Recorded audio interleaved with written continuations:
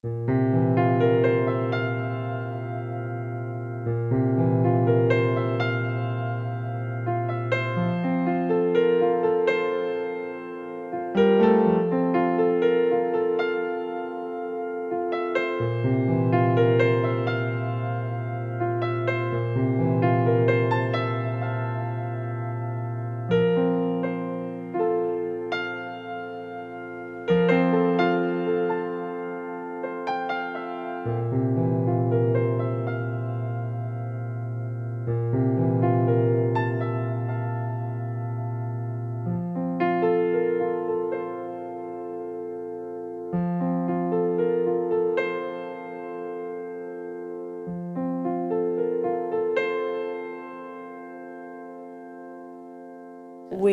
run Jaginda Supper Club, which is based in Tufnell Park, and we've been running it for 5 years.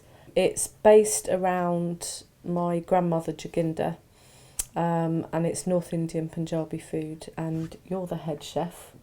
I turn into the sous chef, so people come because they like your food. Mm-hmm. And it's a supper party, so we do 10 to 12 people around the table. And it's 8 or 9 courses through the evening, and it's a really social evening. Many people treat us like a local restaurant. Yeah. You know, they are regulars. They'll say, we're going to go to a restaurant.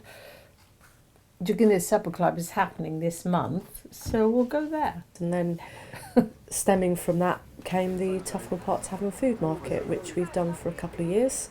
Three years. This is our third year now, yeah, you're right. We've got a good group of regulars that come by every Saturday and pick up their stuff, but we do it because we're Tufnell Parkers, or my family have been here for 40 years, and we do this market because it's a community event, it's something local, and it's nice to sort of interact really. Because I only cook. Sarah is there manning the stalls, and you know, you see same people day in day out. There's a lady that comes in every Saturday, buys her 2 samosas and her 2 pakoras, isn't she? And then she buys a few, and there's a lady that comes in, buys her sauce if her children are coming to have dinner and she wants to cook them a curry. My dad's English and my mum's Indian, and they moved to a little flat on Lady Somerset Road when they first got married, and they were looking for houses around here for a couple of years, and then a relatively derelict house came up on Celia Road and they bought it, and they've been here ever since. The parents put in gates across the 3 gardens so we could all just go to and from, and we all put the numbers of our houses on them and things, and there was a big dispute amongst the children of number 3 and 5 because they put number 3 on the door here, and that's in our garden, and no, they were quite adamant, no, it's number 3. So that's been a long-standing dispute even into our 30s. It's still there, and we still use it to go through. I like saying I'm from Tufnell Park, and never mind Highgate Village or East Finchley Village, you know, Tufnell Park Village. I was just going to say Devon higher. Of course you can, yes. I think there is more of a community now than there was when we first moved in. And I think it's partly because of the activities like the farmers market and so on. But that's not to say that people weren't friendly. There weren't that many central places that you could meet. Dare I say it, our local pub was the Boston Arms, which was fine if you were looking for a bricklaying job. But it wasn't especially a sort of a gastro pub. It was a pub for men. When we first came to live at Celia Road in 1976, women didn't go out to drink in the Boston Arms. I went there once, and I've never been there since. I've been there. You get like three or four stages during the day when the crowd changes. Like as at the moment now, it's all kind of an older crowd. Then in the evening time, you'd have old people coming in after work. A lot of them would stay till 9, 10 o'clock. Then from 10 o'clock onwards, you have a different crowd again, like kind of a younger crowd.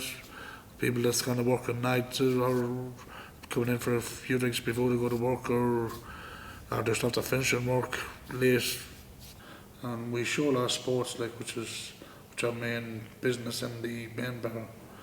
And in the back rooms then like we do everything, like we have bands, we have boxing events, chess boxing, white collar boxing, we have there's even an Asian game night which we run once a month.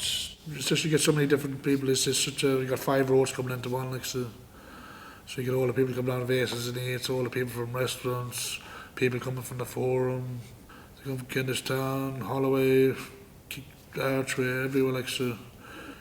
Well, from 18 years ago to now, it's got a lot more dangerous going on in that time, I would have thought.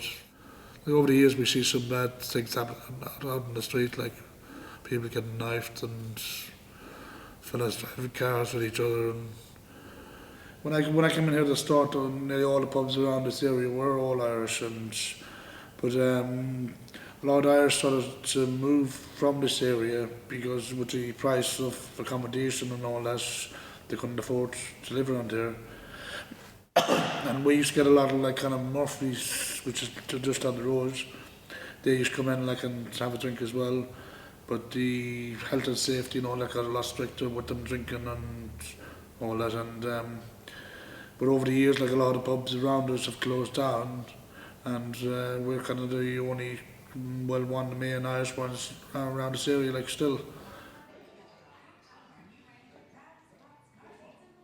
When I first moved in here, there was no little supermarket, there was nowhere good to have coffee, there was no hole in the wall, there wasn't very much around Tufnell Park tube station.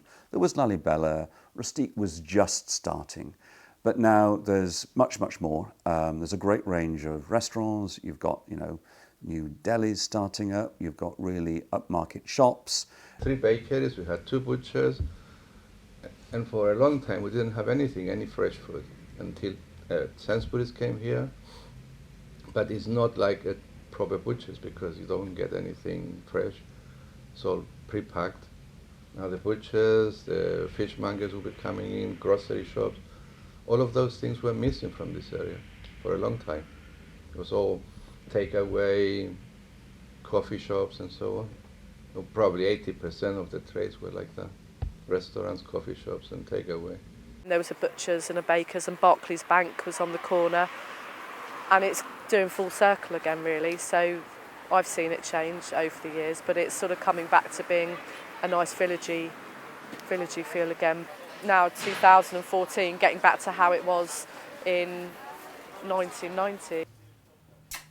It's a lot posher, you know. It's really weird. I mean, the house prices are lunatic, just lunatic, and so they reckon, certainly in Islington, that within sort of 20 years' time, you'll get people in millions of pound houses and people on social housing, absolutely nobody in between, because I don't know, it's an odd thing that's happening around here. So people who do move, you know, have to move out a bit more in order to get the bang for their buck for the sale of their apartment. So we do get it's a very high turnover here, which is a shame for, you know, for the community. But on the other hand, people with money who buy bigger properties that allow them to expand a bit more will stay a bit longer, you know. So hey. I mean, in Crayford Road now, last week they spent a lot of money on planting, you know, beautiful boxes of new trees and new flowers, and there's a bench going out there.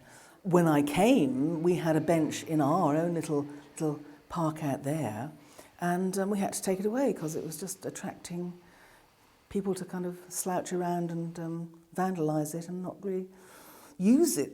But now if I put one there, I'm sure that people with their kind of bottles of Chianti on a summer night, you know, with their hand-baked pretzels, will be there sharing them with little Xanthi and Tobin. And in my congregation we have people from all stratas of society. I mean, it's a real vision of the kingdom. You know, there'll be unemployed people sitting next to accountants, sitting next to nurses, sitting next to cabbies, sitting next to people who've just come out of dark places where they've been having, you know, perhaps mental problems, sitting next to peers of the realm. We are perhaps the last club, you know, that actually attracts that type of people who come to be in it, and I wouldn't change that for the world. Well, the cinema opened in 1938. It was an American architect called Howard Crane, who was quite a famous architect, and yeah, I think the building is a star. Externally, not much has changed. Some bits have changed internally, but you've still got the foyer and the bar and certain areas that still, you know, give you an idea of what it must have been like in 1938. And that's one of the things I'd love to have seen and done, just been here on its opening night. It would have been absolutely amazing. And it was open until 1944, when unfortunately it was hit by a V1 flying bomb.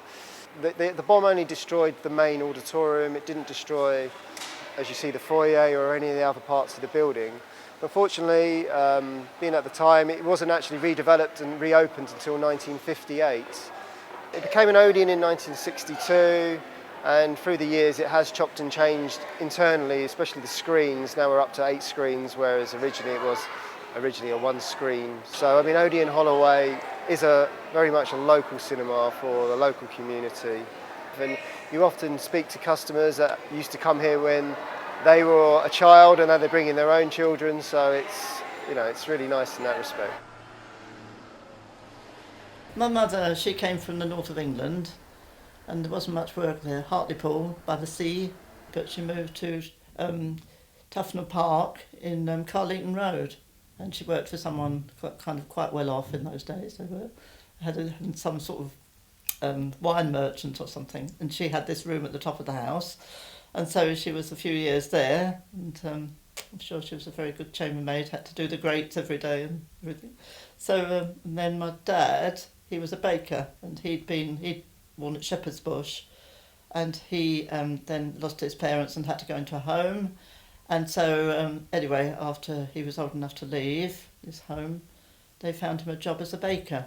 And then a few years after that, he found himself in Holloway Road, just off Holloway Road, not too far from where my mum was living. So he was in a street off Holloway Road, Upper Holloway, and my mum was in Carleton Road. And she was out walking with her friend one day, and my dad was out walking with his friend, and they got to know one another. It's a few wolf whistles or something, and they got to know one another. So anyway, they got married after about 6 months, and they got married in St George's Church in Tufnell Park. When we found this building, we discovered that it was a church building, the St George's Church. So here we have the original foundation stone of the building. It was laid on the 23rd of June in 1866. And the building was completed and consecrated as a church on the 28th of September 1867. And it operated as a church till 1973, when it was decommissioned from being a church, and it got taken over by the Theatre Trust, and it became a theatre from 1973 till 2001. And from 2001 till about 2006, it's gone on a different kind of uses, including a bar, but then we took it over and turned it back into a church, which was the original purpose for this building. It's a listed building in the UK, and so the church was carefully restored to what it looked like originally. But we've also added something new, so you have the old with the new, and one of the things that we believe as House on the Rock is bridging the gap between the old and the new, bringing the message of hope, and that's what we've done in adding this new parts of it. There used to be a newspaper stall just by the tube station where I used to buy my paper on my day to work every morning, and the guy that served me was clearly been taking his pension for quite a while. Firmin Rocker was an artist, born in London, though he lived much of his life in the States, and he came to live in Anson Road in Tufnell Park, I think probably in the mid-70s. And I got to know him, and he sent me this as a postcard once, and it's a copy of his own painting of the newspaper stand outside Tufnell Park station. It is wonderfully evocative. It uses the rather limited range of colours that's typical of so many of his paintings. It's about the only one he did of a local landmark. And you imagine from the street lighting and from the men's dress sense, This is probably 1950s, but it was probably painted in the late 70s or early 1980s. And the newspaper stand isn't a newspaper stand, it's now a flower stall. But I've given a copy of this to the people who run the flower stall, and they've put it on display on the stall, which is really rather nice. Yeah, I go to the Hilltop Community Centre, which is about 2 minutes walk from here. And I go to singing on a Friday morning. Bob runs the singing with the ukuleles. And we go out sometimes and we do concerts to people in day centres. And they join in.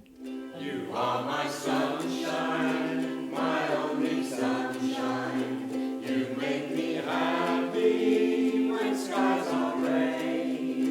You'll never know, dear, how much I love you. Please don't take my sunshine away. You told me once, dear, you really love me, and no one else could come between. But now you've left me and love another.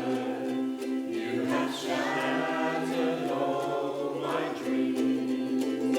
You are my sunshine, my only sunshine. You make me happy when skies are grey.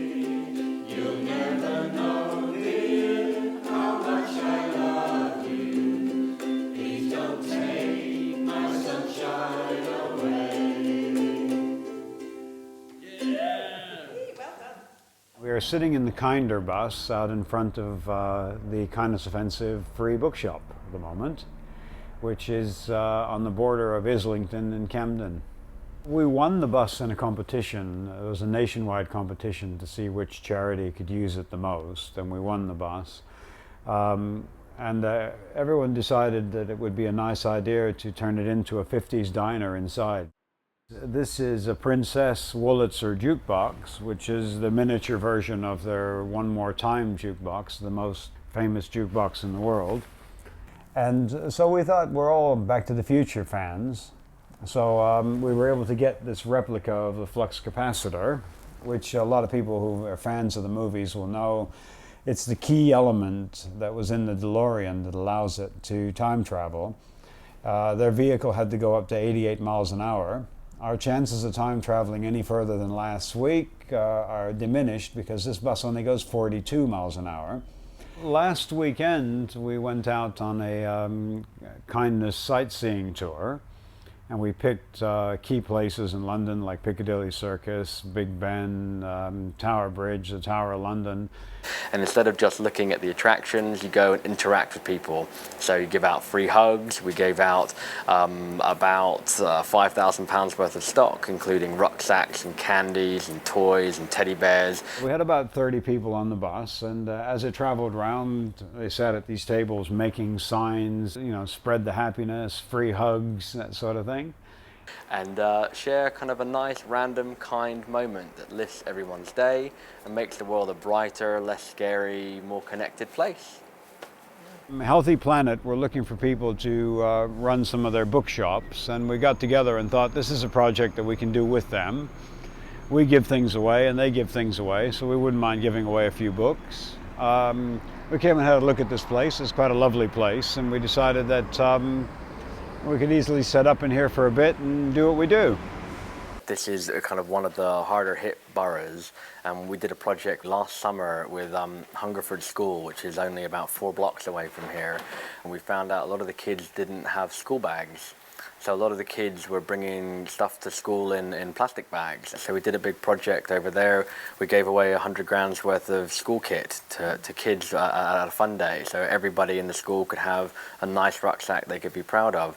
But you know, it's a strange time where these multi-billionaires are having their debt serviced at the expense of school kids having enough resources to enjoy their school day. I think, you know, at some point, some kind of reality check needs to come into play here. I wonder how these people sleep at night, to be frank. Come in, they see the old machines, a lot of people like them, and they like to see how they work. We talk about the sewing machine. in detail. A lot of people like to see a machine open and how it actually works. Yeah. It wasn't something I planned to do. It's just over the years I grew to like the item, the machine generally, and every day I come across a different machine, and they all work on the same principle, but they all look different. They all different makes, different colors. Yeah. So it is not a hobby, but I enjoy what I'm doing. Towns Van Zandt. He's a country singer. He was around in the late 70s, I think, mid 70s. But he used to just sing songs about whiskey and women, really. I'm sure a lot of people can relate to that. But yeah, he was kind of simple, just him and his guitar. And he's just got some really good stories. So yeah, I really like him. He's on the jukebox. He doesn't get played too much. I came here when I was 20. So I've been in London for 45 years, and I spent 35 of that in this shop. Yeah, well, it was originally a bank, and then I think it had maybe 3 or 4 incarnations before we took it over. We'll be 4 years old, I think, mid-June. Seems to be the longest that anybody has stayed here. So at least I think we're doing something right. It changed about 6 or 7 times. It was a Barclays Bank when I first came. I think 2 or 3 years after they closed down, and it was closed for more than 10 years. We had squatters in there. We had a restaurant called Fat Sam's. We had a pub after that lasted 6 months, and then we had Bar Lorca. You remember Bar Lorca? You know, people might have had a long week, they might have had a bad day. They want to come here and enjoy themselves and just relax, really, you know. We've got some great beers, some great cocktails, a nice back bar, and some fantastic pizzas. We try and source local music as well from the borough. I think that's what people like.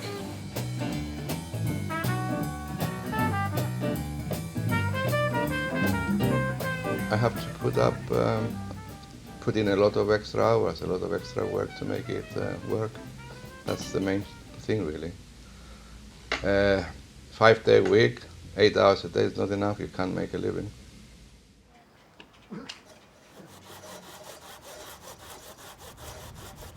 One of the things I remember, my early impressions of Islington, I was staying with this family in Canonbury, and we went shopping in Marks and Spencer's in Holloway, in the Holloway Road, on the first Saturday, and there I found all these exotic people, like there were Sikhs wearing turbans, which I had never ever seen before, only read about in books, so it was very exciting for me to be somewhere so diverse.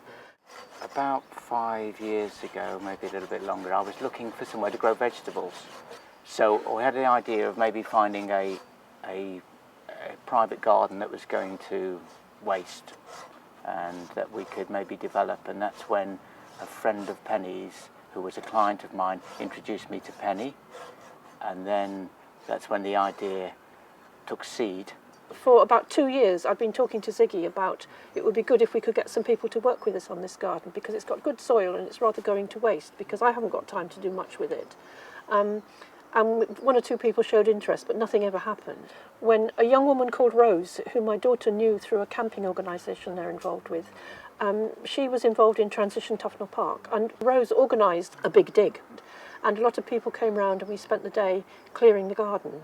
And suddenly there was like 30 people in this garden on the first day, and we all cleared it. It was just full of brambles, and it was a fantastic garden because it hadn't been cultivated for 20 years. So that meant the soil was really good, fertile, because it just had leaf mould on it every autumn, leaf mould from the trees. Nobody ever cleared up the garden, which is perfect. And so we stripped it, then we dug all the weeds out, and then that was it. It was fantastic. It was a blank canvas, and we all got stuck in. The spiders and insects and creepy crawlies sort of climb into all these bamboo shoots. We helped make that about 4 weeks ago, a month ago, and it was really, really fun. We did lots of fitting in the bricks and the straw and chopping up bamboo.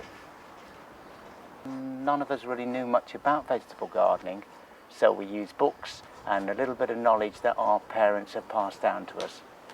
And I think that's how we all started. So we're all novices, but each year it gets easier and easier, and we have a better and better crop. In September we have a sort of little harvest festival. We sort of cook the potatoes there and then after digging them up, and there's something very special about that. We've grown them together, we've harvested them together, and now we're eating them together. And to do that in an urban environment in the 21st century, something that people have been doing, you know, since civilization began, I thought that was lovely. I think it's a very, very profound thing to do, actually. So we helped start a community garden down the road in Summer's back garden. You might have heard a bit about already. And we did help start the local farmers market, and got loads of the market group, and a great lady called Terry got encouraged loads of people to sign a big petition. So we got 700 names to encourage the pub to let us start the market and to get the license, so that you know, we could see that people were going to use it, basically. And that's obviously great for reducing food miles and encouraging local exchange and all of those kind of things. And then we had some energy projects as well going on, people helping each other to draft-proof their homes.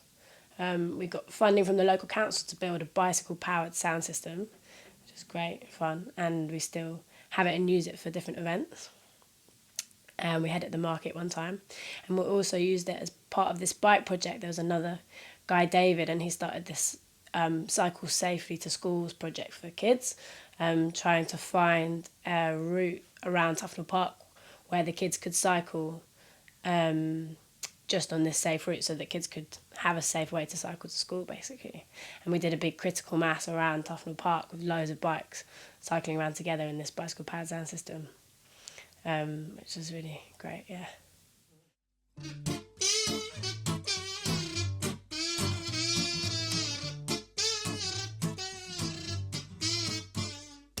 Riding along in our car, it's a shame we don't get very far. Stop at the traffic lights, yeah, would be better if we were on a bike. All packed up in our car, I can't even tell us apart. Trying to sing from the heart like the people who are on a bike. Choking, smoking, getting harder to breathe now. Time to move on, it would be better if we were on a bike. Choking, smoking, getting harder to breathe now. Time to move on, it would be better if we were on a bike. Fill ourselves up from the meter, always more for the litre. Things are getting quite tight, yeah, would be better if we were on a bike. Choking, smoking, getting harder to breathe now. Time to move on, it would be better if we were on a bike. Choking, smoking, getting harder to breathe now. Time to move on, it would be better if we were on a bike.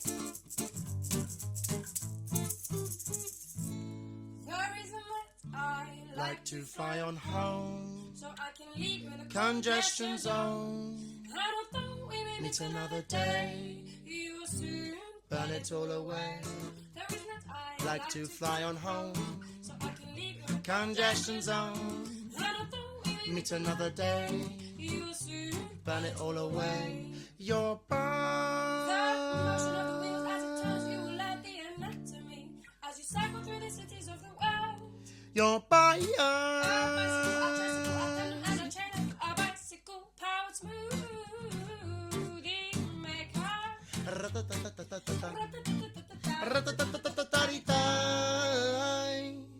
Choking, smoking, getting harder to breathe now. Time to move on, it would be better if we were on a bike. Choking, smoking, getting harder to breathe now. Time to move on, it would be better if we were on a bike.